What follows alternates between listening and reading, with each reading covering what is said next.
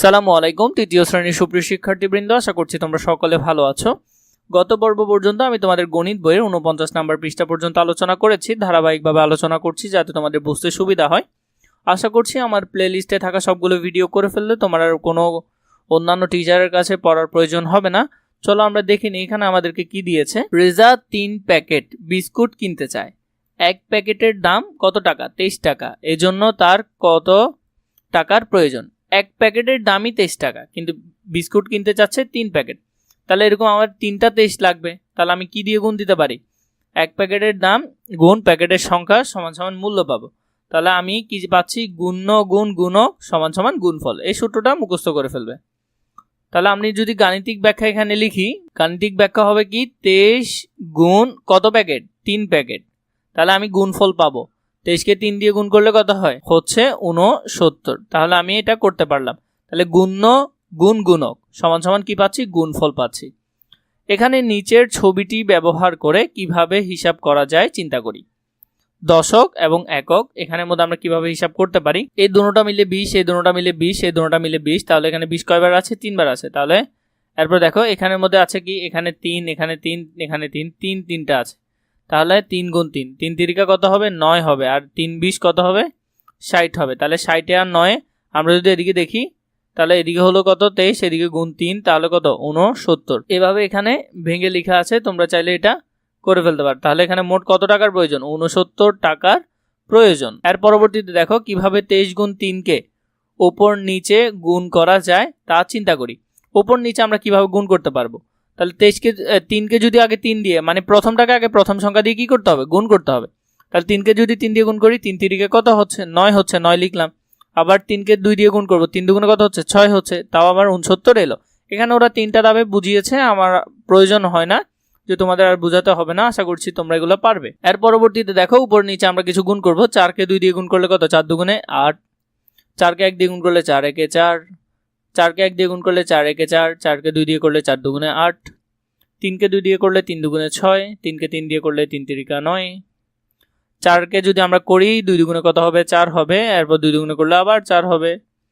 5 নাম্বারটা যদি করি, 2 আর 0 গুণ করলে 2 0 0। 3 দুগুণে কত হবে? 3 দুগুণে হবে 6। তারপর এখানে 3কে যদি 0 দিয়ে করি, 3 এর 0 0, 3 দুগুণে আবার 6। পাশাপাশি কিছু গুণ আমরা করে ফেলি, আমি নিচে লিখছি তোমাদের সুবিধার জন্য। প্রথমে এই সংখ্যা দিয়ে এই সংখ্যাকে গুণ করতে হবে। 4 দুগুণে কত হচ্ছে? 8 হচ্ছে। আর 3 দুগুণে কত হচ্ছে? 6 হচ্ছে।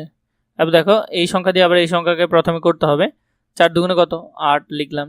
2 দুগুণে কত? 4 লিখলাম। এখানে দেখো এটা যদি দেখি, 3 এর 0 0 হচ্ছে। 3 তিরিকা কত হচ্ছে? 9 হচ্ছে। এরপর এখানের মধ্যে করো 4 এর 0 0, 4 দুগুণে কত? 8।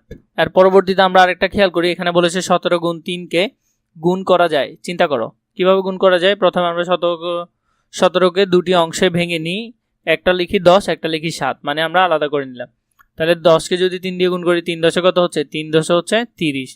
7কে যদি 3 দিয়ে করি, 3 7 কত? 3 7 হলো 21। তাহলে এটা যদি যোগ করি, 0 আর 1 যোগ করলে 1, 3 আর 2 যোগ করলে 5।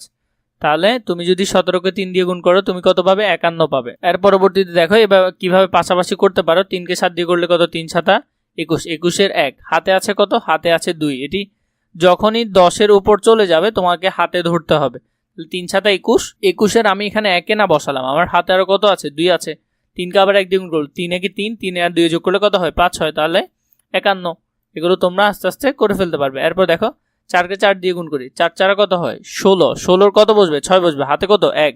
4কে আবার 2 দিয়ে গুণ করলে 4 দুগুণে 8, 8 আর 1 9। তাহলে এইভাবে করে তোমাদেরকে করতে হবে।